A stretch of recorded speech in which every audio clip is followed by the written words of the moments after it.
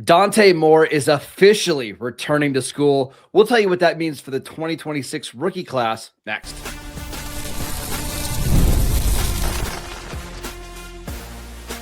You are Locked On Dynasty Football, part of the Locked On Podcast Network. Your team every day.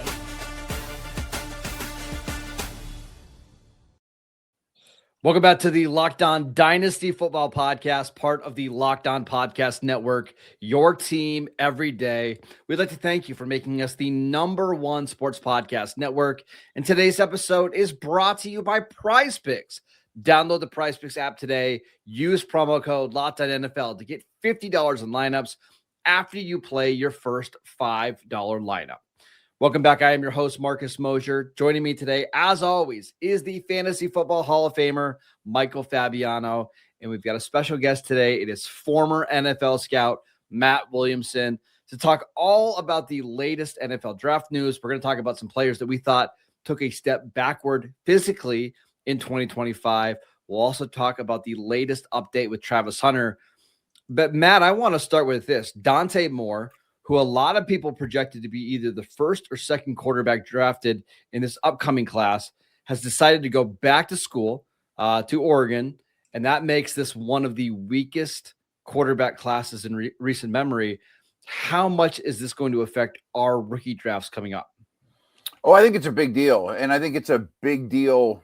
You know, Dynasty, obviously, one of my favorite things about Dynasty is it reflects the league more so than redraft does, and I just think the league is going to be in a bit of turmoil right now in terms of searching for quarterback. The demand, more than any offseason I can remember going into, is going to be much stronger than the supply. You know, you and I were talking off the air about guys like Malik Willis. I'd throw like Mac Jones in there that probably are going to be starters somewhere and possibly even overpaid to do so. I mean, not only is this rookie class look really weak, but the following one, I know everyone says this every year, but I definitely believe next year's class is way better than this year's class in terms of what's coming out of college. And teams, I was about to say smart teams and the Browns in the same sentence. That shouldn't ever happen. But a team like the Browns should position themselves for next year. And instead of, I just think there could be a massive ripple effect of, quote, tanking across the league, you know, in terms for next year's quarterback class. And that could absolutely affect fantasy in a major way and our rookie drafts. Fabs, what's your take on it? He didn't want to go to the Jets. That's yeah. I mean, you got it on. There you go. He didn't want to go to the Jets. And I don't care if there's Jets fans out there. You can give me all the hate you want. Your team stinks when it comes to quarterbacks, and it has since Joe Willie. Mark Sanchez, Zach Wilson, Sam Darnold, Geno Smith. I mean, I can keep going. They do not know how to develop a quarterback, and they haven't for a long, long time.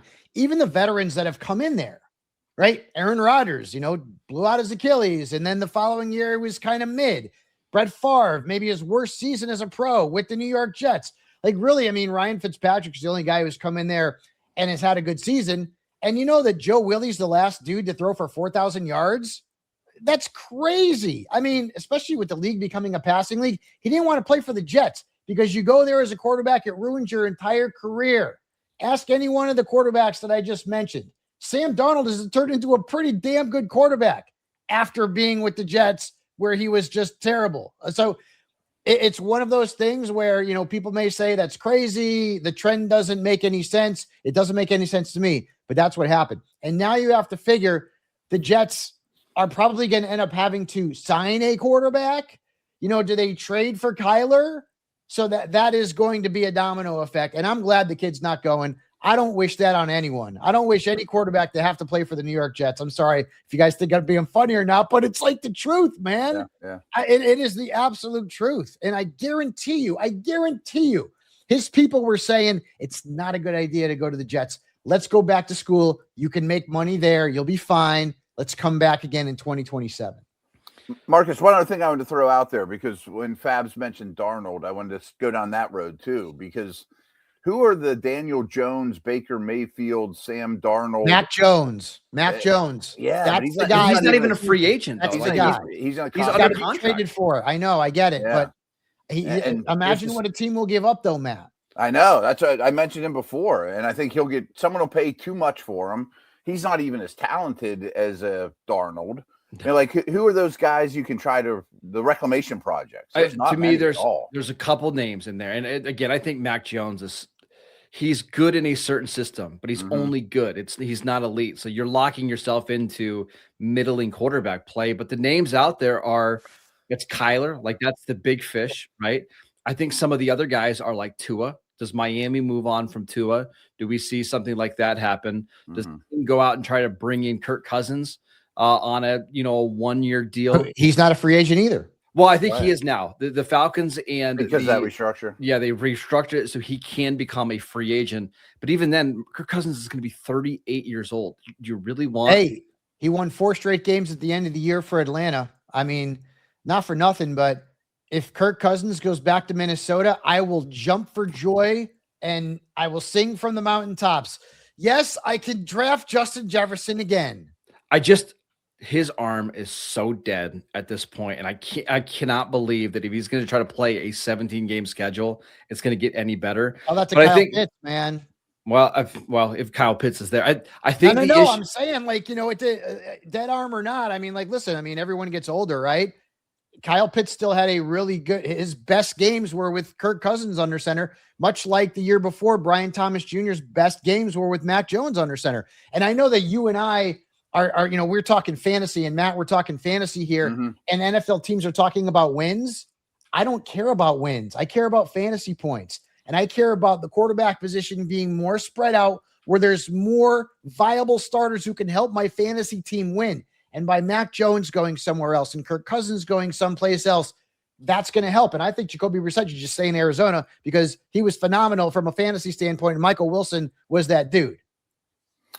And Marcus, you mentioned some names there, Kyler, Tua, etc. But who's the opening day starter for Atlanta, Indy, Miami? Brissett might qualify in Arizona. Kyler might go to Atlanta, Matt, right? I mean, that's a possibility. You know what I mean? Like Penix is hurt. Jones is hurt.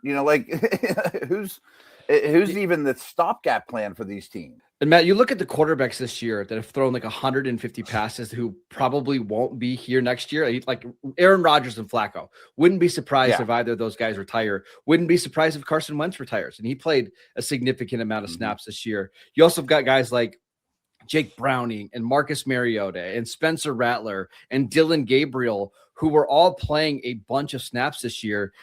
We have a huge But that happens every year. Right. What I'm saying is we just have a huge need for quarterbacks. Yeah. And there's only, I've talked to a couple of the guys in the league.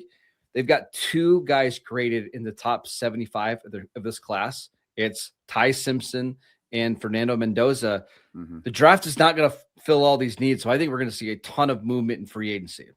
I do too. I think it should be a lot of desperate movement, a lot of overpaying, shuffling around decks on the Titanic or chairs on the Titanic, teams that don't want this guy, but want the next dude that's just as bad.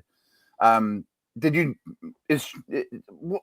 just want to throw out Chambliss though. I mean, is he, I think from what I've didn't heard mention Chambliss from Ole Miss, from what I've heard, a lot of people like him as like a day 3 pick now. Oh, okay. You know the way that goes. You can be a day 3 pick now, and you have a good, pre-draft process, and all of a sudden you're getting drafted early on day 2, like Tyler Shuck did.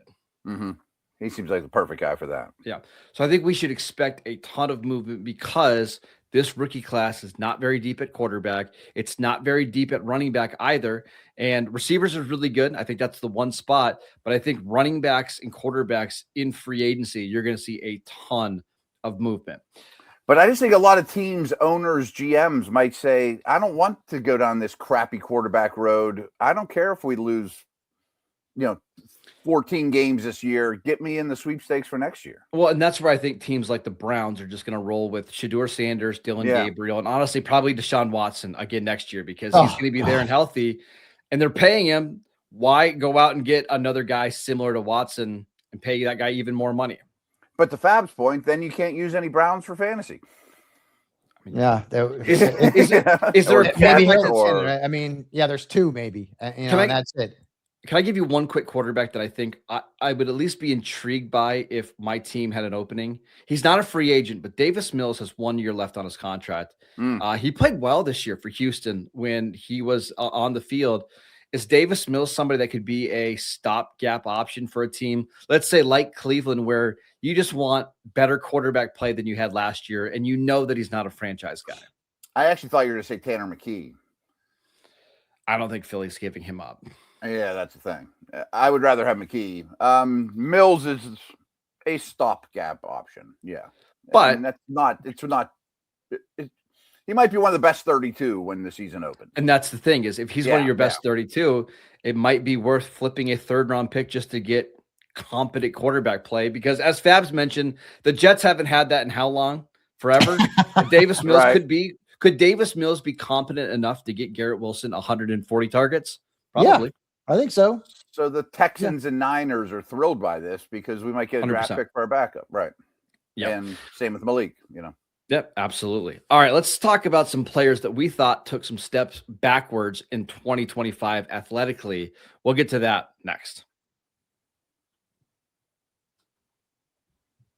New year, new systems. This is the time when a lot of us look at the messier parts of how we run our business and think there has to be a better way. And there is. Streamlining your communications is one of the quickest upgrades you can make. That's why today's episode is brought to you by Quo, spelled Quo, the smarter way to run your business communications. Because when your team is reachable, organized, and communicating in one place, you're not just working cleaner, you're creating more opportunities to connect with your customers. And I love how simple Quo makes everything. Your whole team can call and text from one shared business number so nothing gets missed. Everyone sees the full conversation thread too, which makes replies faster and a lot more personal. It works right from your phone or your computer, and you can even keep your existing number. And Quo Smart AI tools automatically logs calls, summarizes conversations, and highlights next steps so details never slip through the cracks. It's no surprise, Quo is the #1 rated business phone system on G2, trusted by more than 90,000 businesses, from solo operators to growing teams. Make this the year where no opportunity and no customer slips away. Try Quo for free plus 20% off your first 6 months when you go to quo.com/lockedonnfl. That's quo.com/lockedonnfl. Quo, no missed calls, no missed customers. Do you ever wish that you could be the starting quarterback of a pro franchise getting drafted 1st overall? Well, now you can, and there's a mobile game just for you called Ultimate QB Football Legend. In this game, you step into the cleats of a #1 draft pick quarterback, and it's your job to lead your team to greatness to help turn a failing franchise into a dynasty. This is the #1 QB career mode game on the mobile app stores right now, and it introduces the most realistic environment with full career control. You'll deal with the ups and downs of a quarterback career, from rookie nerves to playoff drama and so much more. Ultimate QB is totally free to play, has no ads, and works 100% offline. Perfect for when you just want to sneak in a game or two on the go. Just head over to ultimate-qb.com. That's ultimate-qb.com, or search for Ultimate QB in your app store. And if we've got something special for you guys, use the promo code LOCKEDON, all caps, in the game store to get a free boost at the start of your career. Ultimate QB Football Legend. QB1, it's your legacy. Welcome back to the Locked On Dynasty Football Podcast. We'd like to thank you for making us your first listen every single day. If you haven't done so already, check out the new Everydayer Club. You're going to get ad-free episodes of this podcast, plus so much more. Head over to lockedondynasty.supercast.com to learn more. All right, Matt, I want to ask you about some players that we think took some steps backwards athletically that are under the age of 30. I mean, we could go through the list of these guys that are in their 30s. It happens all the time. But are there a couple of guys that you thought showed some signs of wear and tear this year? Yeah, I don't think my list is great, and some of them are kind of easy. Like, I put Kamara on there. He is 30. He's shot. I mean, I think we know that at this point. It's over. Yeah. Josh Jacobs was an interesting one I put on there just because, boy, he's had a lot of wear and tear. You could still get something substantial for him. Would it shock any of us if the Packers used a 3rd-round pick on a running back? Their backups have been very middling. And he doesn't look bad, but he just not quite as good as the year before. A.J. Brown was like the poster boy for this to me. I think he is getting sluggish, and he's a big, heavy wide receiver. I didn't double check the ages on McLaurin, Godwin, and Debo, but they seem pretty obvious to me McLaurin's over 30. Debo, I believe, is going to turn 30. And Godwin, I believe, is 29 right now. I figured they're all right in that neighborhood. There, yep. So I'm kind of cheating. And then 2 tight ends. I mean, I don't know what's going on with Hawkinson, but he seems like he's fallen off a cliff too. And Ingram. I know these guys aren't super valuable dynasty assets, but they were a year ago. Fabs, who do you have? I mean, Matt ate up a bunch of them, but Saquon Barkley was at the top of my list. And, and we saw that. I saw that coming. I tried to talk Marcus into seeing that coming. When you have that many carries and that many touches, you're inevitably going to see your statistics fall the following year. His yards per carry average wasn't great. Marcus talked about it all season long about he just did not look good as a runner this year. And to be quite honest with you, I am concerned that maybe we are, the three of us, going to be having the same conversation next year at this time and talking about Christian McCaffrey after all the touches that he has had and will continue to have this weekend, and maybe even moving forward if the Niners can pull off the upset in Seattle. But it was definitely Saquon Barkley. And I think Saquon's time as an elite fantasy running back is over. I no longer think that he is a guy that will be a top 10, top 12 player drafted at the position in either redraft or dynasty. I got 2 that I want to ask you about, Matt. I want your opinion. The first one is Lamar Jackson, who you know very well. I know Jackson was dealing with a lot of lower body injuries, so that could obviously be part of it. But I was watching some highlights of him during like 2020, 2021, and it was shocking how much faster he seems than now. I mean, he's still a really good quarterback, but I do wonder if going into 2026, we're going to see a very different style of player than we saw 5 years ago. And the coaching changes could influence that as well. I mean, like, I like that Monken is going to now be with Dart. I don't know who's going to be with Lamar. I mean, but I'm with you. He's definitely not as explosive, but he keeps improving as a passer, so I mean, I think he's still a very high-end dynasty quarterback asset, but his running is only going to go backwards. Another one I wanted to ask you about is Kyren Williams, because he's always been somebody that we've maybe haven't always seen eye to eye on, because I've liked him in that system. But whenever Blake Corum comes in the game, and Corum's not the most athletically gifted running back either, but there's more juice there. And I think Kyron's always going to be valuable for fantasy and dynasty because he's a good receiver. He can handle a million touches, but this looked like a guy that's pretty clearly starting to decline physically. Yeah, and again, my reasoning for not loving him or owning him in any leagues is I never thought he was a great athlete to begin with, and he's a little undersized. I respect his style of play. Coaches adore him. Team captain, does all the little stuff. If he was on your favorite team, you love him. But the second he starts to decline, which probably was already happened, I think his ceiling was already pretty low. Fabs, and I've got one for you because you and I are I was going to say diehard Cowboy fans, but I don't know if that applies to you anymore. No, listen, I hate Jerry Jones, but I mean, I'm going down with the ship. I had my, my temper tantrum, last year. Jake Ferguson this year averaged 7.3 yards per catch, 7.3. That is down 3 whole yards from 2 years ago, but he was a good fantasy option because he caught 8 touchdowns in 82 passes. But again, it's the same thing. I was watching some highlights of him from his rookie year, and I don't know what happened. This doesn't even look like the same tight end physically, and he's only 26 years old. Yeah, he's not old. Now, here's the concern. He was somebody that ran a 4.8 coming out of Wisconsin. He was never that athletic, and to me, he looks significantly slower now. By the way, while you guys are passing on Kyren Williams, I will gladly draft him because he finishes in the top 10 at running back every flipping year. But with Ferguson, the drop-off was insane. It was almost like Emeka Egbuka-esque, where he was phenomenal in the beginning of the year, and he fell off a statistical cliff. And I think part of the reason why Ferguson was so good earlier on is because, CeeDee Lamb missed some time. And then also you have to think about, defenses also sort of probably had to adjust to making sure that Ferguson wasn't a guy that beat them in the middle of the field. But the Cowboys, once they got that duo back and healthy, which is CeeDee Lamb and George Pickens, the majority of the targets were even going there. I mean, hell, even Ryan Flournoy was better over the last month than than what we saw from Jake Ferguson. So as excited as we were in the first half of the year, that was probably the time to sell high on him, because now you're starting to see, and I have said this, and you guys can agree or disagree, tight end should either be a premium position or should be eliminated and become a flex. But we are starting to see younger guys. Like I wrote about this over at Sports Illustrated. The last 3 years, we saw a rookie finish number 1 in fantasy points twice, and we saw 2 rookies finish in the top 6 this past season, Tyler Warren and Harold Fannin Jr. So the younger guys are starting to kind of move up. And not that Ferguson's an older dude, but I mean, he's in the prime of his career right now.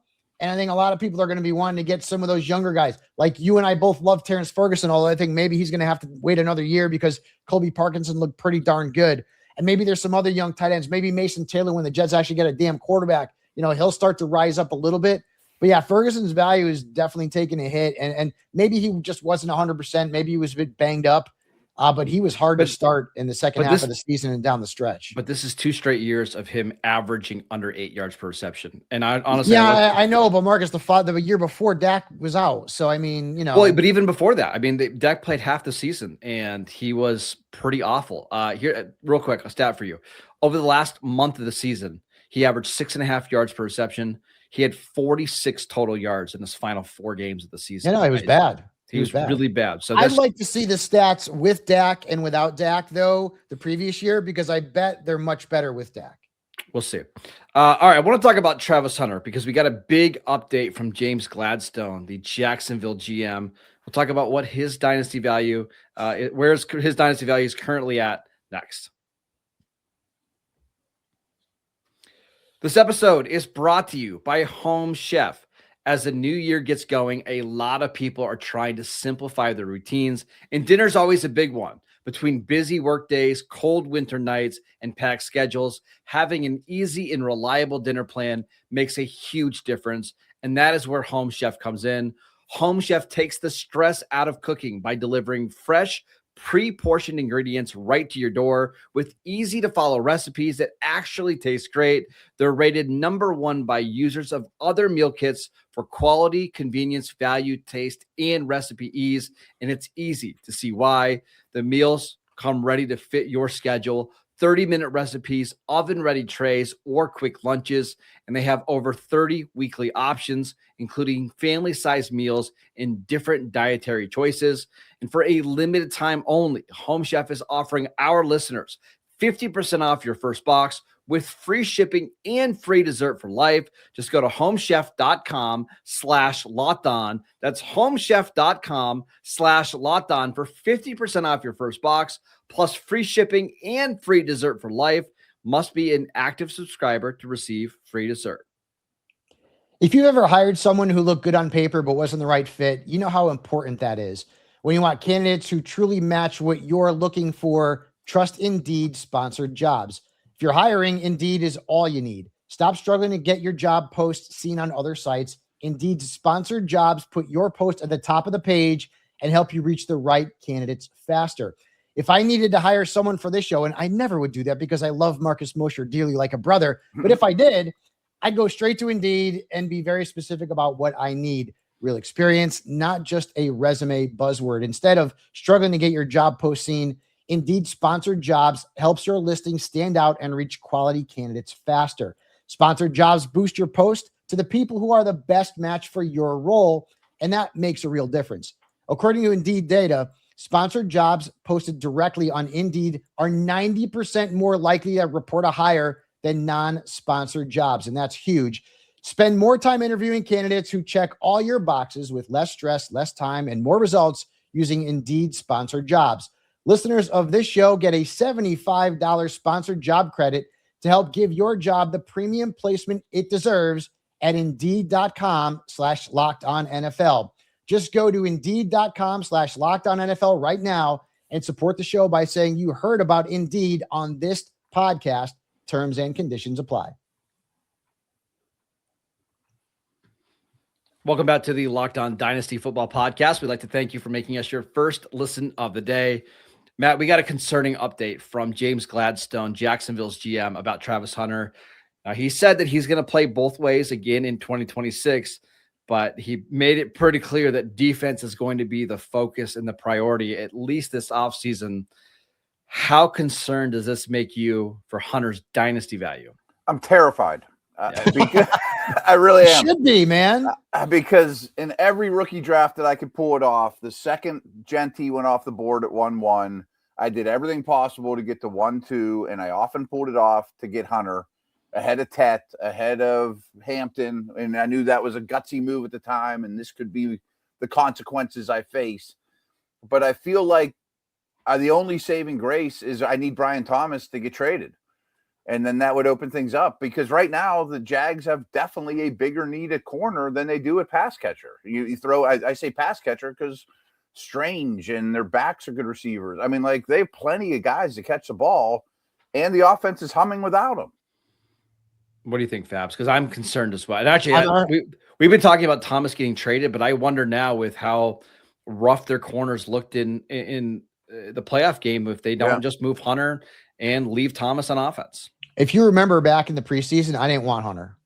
You remember I was saying, how can a player possibly play two positions at a full-time clip in the NFL? You just can't. You can't do it.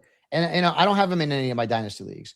And so this was the worst possible scenario. It was the perfect storm for Travis Hunter to potentially move to corner and be there, maybe not full-time, but at least most of the time, as opposed to wide receiver. What happened this year? Jacksonville's offense clicked without him. Even without Brian Thomas Jr., Matt mentioned they have Brenton Strange. Parker Washington's a dude, man. That guy is a stud. And he may be the highest drafted Jaguars wide receiver next season. And you couldn't make an argument against it, right? We talked about Brian Thomas Jr. did not fit the offense of Liam Coleman. And maybe he's going to get traded, maybe he's not. I have no idea. We didn't even mention Jacoby Myers. They signed him to an extension. Travis Etienne's a free agent. I'd be surprised if they let him go, but he can catch the ball out of the backfield. So, and Marcus, you've said this too.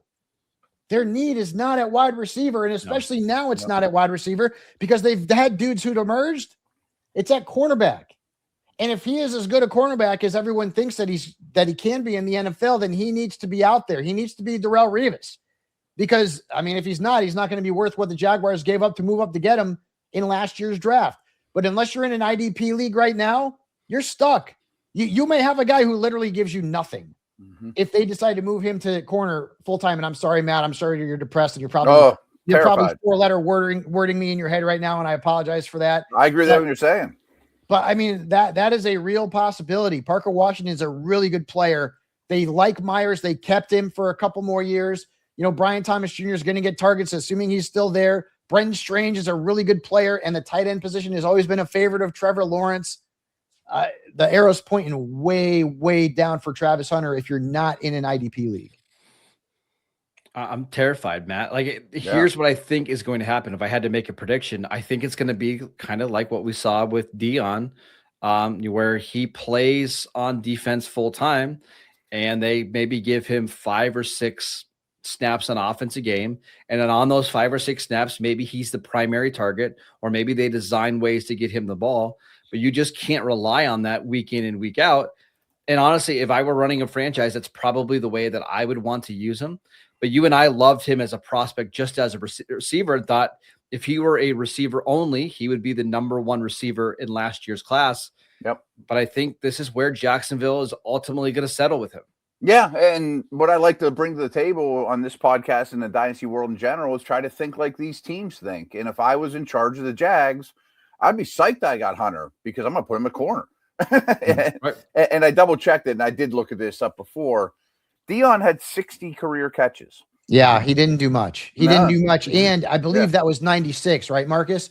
One year he did it a lot. That's the year he was the number 1 receiver to start the year because of Michael Irvin being out. He wasn't startable in fantasy, though, for the majority of that season. No. He was not startable in fantasy. And if you remember, I think the role kind of took a toll on him down the stretch, and he didn't really play wide receiver down the stretch. You can't trade him right now because nobody's going to want him. You're praying that Brian Thomas Jr. gets moved. You're praying. Let me Once ask you, again, I don't know if he plays a lot of wide receiver. But why would the Jags make wholesale moves? Things are going great for their organization. Matt, I don't think they will. Right? Yeah, I don't think they will. Why would they trade Brian Thomas on a rookie deal? Why would they trade him? Things are good in Jacksonville. Why change anything? Let me ask you this, Matt, before we go. If you don't have Travis Hunter, and I know you do in every league, I'm going to give you some names of receivers being drafted after him. You tell me if you would trade this guy for Hunter. Wan'Dale Robinson. No, I'm sorry. I just can't do it. Okay. Because let's not forget though, this is Dynasty. 1 year from now, we might be having a totally different conversation that Hunter's the Chiefs' #1 receiver or something weird's happened. You know, like things change quick in this league. Matthew Golden or Travis Hunter? Hunter. Okay. Khalil Shakir or Travis Hunter. Okay. I'm going to be a stickler here, I think. Oh, no, that's fine. None of these are close for me. Jaden Higgins or Travis Hunter? Hunter. Luther Burden or Hunter? Burden. Okay. Michael Pittman? Hunter. So you're valuing him basically where he's being drafted right now, which is about wide receiver 30, wide receiver 32. Mm-hmm. Those names didn't blow me away. And that's probably what it is. I think that's right in the range for me. What about for you, Fabs? Would you value him lower than that? What percentage of the offensive snaps would you project him to play next season if the Jaguars remain status quo and don't make any moves at wide receiver? 20. It's going to be low. I was going to say about 15 to 20. It's going to be low. So I would actually trade him for every single one of those players you just mentioned because I don't think I'm getting anything trade from partners. him. There you go. Perfect trade partners. That's why we have multiple people on the show. I mean, if I'm not getting anything and I'm hoping that, something happens, they need help at defensive back. I would trade him. Michael Pittman was fantastic before Daniel Jones went down. I would do that in a heartbeat if I'm not in an IDP league. That is it for today's show. We want to thank you for making Locked On Dynasty Football your first listen every single day. Make sure you subscribe and follow the podcast so you get all of the latest episodes. And if you never miss an episode, the Everydayer Club is built for you. Get Locked On Dynasty ad-free plus members-only Discord server access and so much more. Head over to lockedondynasty.supercast.com to join the club. And for those of you on video, we can send you the first ever 24/7 national NBA YouTube channel. And on audio, make your second listen the Locked On NFL podcast. Follow Matt on Twitter at Williamson NFL. Follow Fabs at Michael _Fabiano. I'm at Marcus _Mosher. And we'll see you right back here tomorrow.